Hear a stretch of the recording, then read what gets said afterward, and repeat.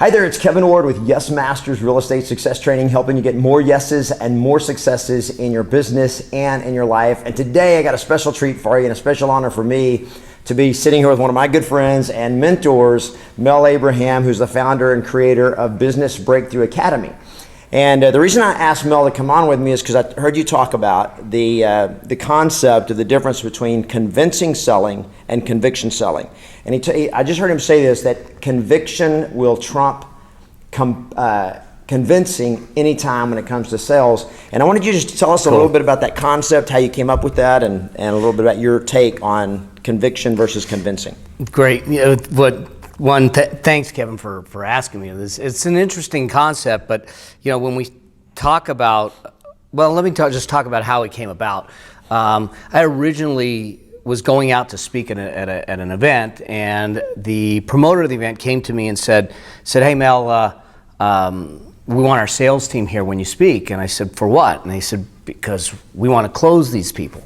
And I mean, how many times you hear this whole thing, always be closing, always be closing, always be closing. Traditional sales talk. Yeah, absolutely. And so I looked at him and I said, "Tell them to stay home." And they go, "What do you mean?" I said, "We don't close people. I am who I am. I have what I have. Right. I have a certain expertise, a certain product, a certain service, and it will fit for those in the audience that it fits for, and they will buy. And that's it." So this sales team, they were not coming in to sell their stuff, they were coming in to sell your stuff. Yeah, absolutely. They're the professional closers. It was like the hitman. They were bringing the hired guns in. You set them up, we'll take them down. Yeah, we'll take them down. And the challenge with that, and this has worked, if you think of the evolution of sales, is the original sales, if you want to call it Sales 101, was this concept of techniques and strategies. Right. And if I'm clever enough with these tactics, whether it's the double bind or, and all kinds of different things, and the test close, if I'm clever enough, I can get the sale. Right. And then we graduated from that to what we call relationship selling, which is if they like me enough, then I'll get the sale. And that worked, but then we moved from that perspective into what I call consultative selling, and that's if I understand them enough. So if I ask enough questions, then I would get the sale. But if you look at all three of those, it comes from the sales side. It's all a matter of convincing them that what you have is what they need. Right. And that's a really difficult place. If you think about the metaphor of it's, I remember when back in high school days when a girl decided that she was going to break up with me, and here I am trying to convince her why she shouldn't break up with me and why that we're right and we should stay together. Right. Versus being comfortable with what it is you offer, your skills, your talents, your expertise, the product, the service, whatever it is, and being comfortable with it and saying, here's what it is. Here's what I have. Here's what it can do in your life. Here's how it can change your life. Here's how it can change your family's life. And here's the transformation and value that's created by it. Right. And then simply sitting back and saying, if I explained it well enough and it fits you, then come along on a journey with me. Yeah. And so that's where I come up with this concept of convictions, having conviction in what it is you have, having the belief in what it is you offer, your expertise, putting it out there without any kind of tactics or anything, but just simply putting it out there. So here's who I am. Here's what we have. And those that resonate with you, those that need it, those that see the value, they're going to come along for the journey. Yeah. So when it's something that so it starts out with your belief about the value of what you're delivering. So Absolutely. You've got something of value to help someone else, and if the value that you have can actually deliver something that will help them, and they see that and believe that, there's always going to be that element of obviously relationship, asking questions, because that's how you're connecting. But you're not trying to technique them. Exactly. You're not trying to push them into a corner where they're like, okay, I'll say yes, I'll sign, Yeah, absolutely. Because when you do that, that's when you end up with refunds. That's when you end up with people that have remorse, buyer's remorse. Yeah. You have people that are trying to now explain to their wife or their husband when they get home, I don't know what happened, and I just put it on the credit card, honey, and then they honey, call them and cancel. Yeah. Get our money back. Yeah. and I think society itself, when you look at society, especially today, is starved for transparency, authenticity, and a standard of integrity that seems to be lacking in corporate America, in businesses, and in society in general. And I think that when you come at it and say, here's who I am, I'm gonna open up the robe and say, here's who I am, here's what I can offer, here's the guarantees I offer, and I'm doing it from a place of integrity, people are attracted to that. And you talk about, especially in the kind of business that you're in, a lot of it is referral based. It is relationships. It's absolutely. But the difference is that when you position yourself that way and you're successful in doing that, instead of someone saying, "Well, I need someone to help me out with this in the real estate field," and they say, "Well, here's 3 people that you might talk to," they're going to look at you and go, "Kevin's the only guy you need to go to." And that's when you turn around and say, instead of thinking of referrals, you're thinking of positioning. And I position myself in a space where I'm the only one that is being referred out. And that's key. Well, and I think about it as it relates to you guys, to real estate agents, is that when you try to convince somebody, I mean, how many of you like to just be convinced? Like, convince me, and people make an argument and so forth.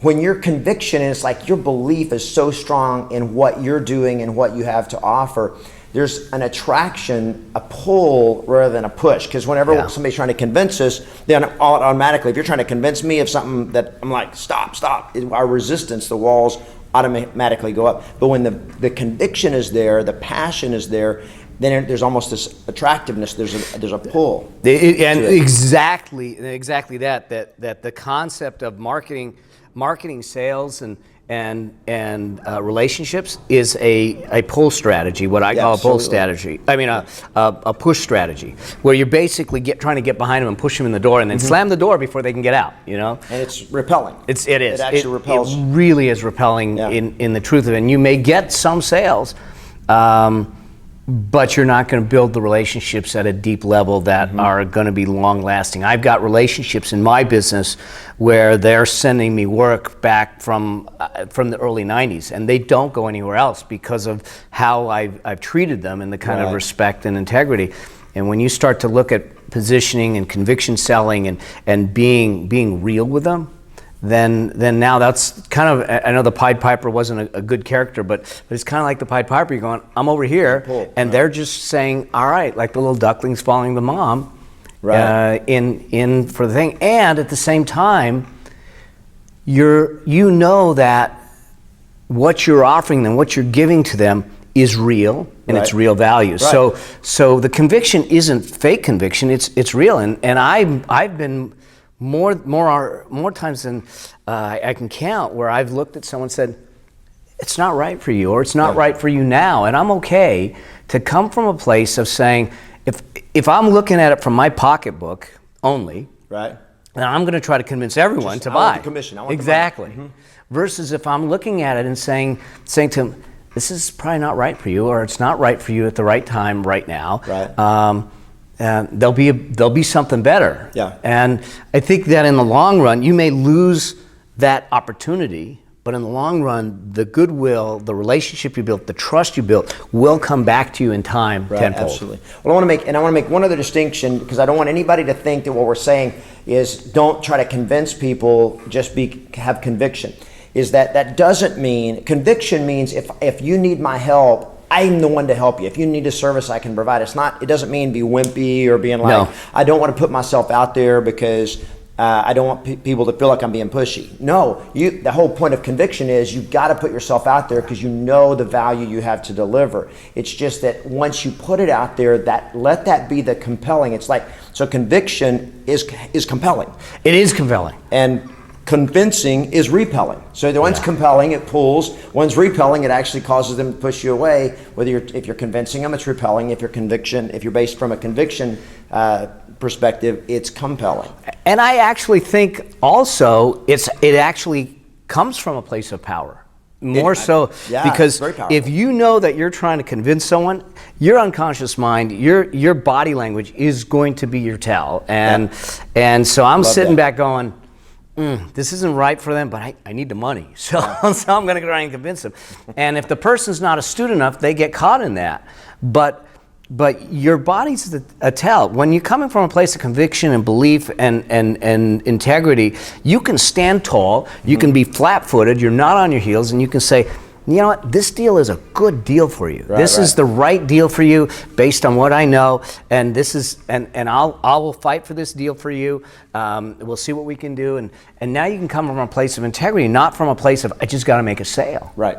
And so I think that even from a conviction standpoint, it's actually a more powerful position to come from, because you come from a place of knowing and just a fact of what is. Yeah, and I've done that with you. In other words, I've been into your event and I invested in your mastermind because, and there was no pressure. Nope. It was just that you had the conviction, and I'm just like, yeah, this guy's got it, and I want to learn more of what he's got. And so I appreciate so much, one, the impact you've made in my life. Thank you. And sharing this with some people that mean a whole lot to me, that I'm trying to make a difference in their life, and with my convictions of helping them win in their life. Well, and I think that's why we ended up becoming good friends, is the realization that you come from the same mold as me. I mean, you come from a place of being real, being truthful, and coming from a place of saying, here's my standards, I won't compromise. Yep. I want to serve, and I want to serve at a high level, and I want to serve with sincerity, authenticity, and I don't want to serve from the perspective of fleecing someone or taking money from someone. I simply want to in the process, make sure that I make their lives better with some of the things that I know. And I had a fortunate conversation with another student of mine who looked at me today, and she said, my life is dynamically changed because of some of the things that you've taught me. And you take the tuition, the fees, all that stuff out of it, that means more to me than anything else. Yeah, because awesome. you know me, I'm not necessarily doing it for any other reason other than to see people create lives that are legacy lives, that are meaningful, fulfilling, and something that they can live fully and come to the end of their years and go, man, it was a hell of a ride. That's absolutely. Well, Mel, thank you so much. Man, I'm honored to have you as a friend, a mentor, and I appreciate you sharing today. So guys, here's the thing, is develop the passion and the belief of the value you have to add to other people. Build your skills, build your strategies. All of that matters, makes a huge difference. But at the bottom line is, when you come from here, from the heart, you're going to always be more powerful. So again, it's Kevin Ward with Yes Masters here with Mel Abraham, just reminding you guys to embrace your life, engage opportunity, and always expect yes. See you later. Good deal. I think we did that one. It's a wrap. That was a wrap.